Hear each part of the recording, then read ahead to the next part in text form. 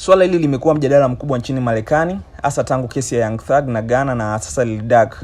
Mimi sio mwanasheria, lakini jibu fupi juu ya comment hii ni kuwa sheria za Marekani bado zinaruhusu matumizi ya verse kama ushahidi licha ya kuwepo kwa mabadiliko kadhaa katika majimbo ambazo zimepushwa na madai kuwa kutumia mashairi kama ushahidi ni ubaguzi na kunaminya uhuru wa kisanii.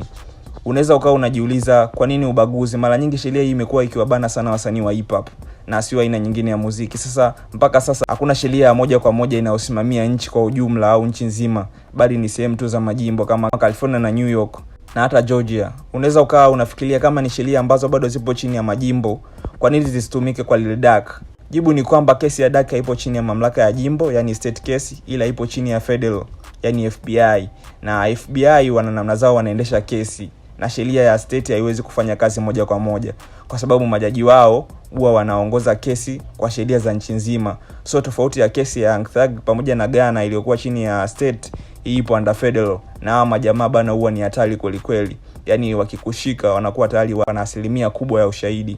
So as Smack Your fans tunatakiwa tusubiri tuone mambo yatakuwa vipi, lakini inaonekana hii ni moja ya tough case. So ni kama ulikuwa uelewi, hope umepata mwanga kiasi fulani.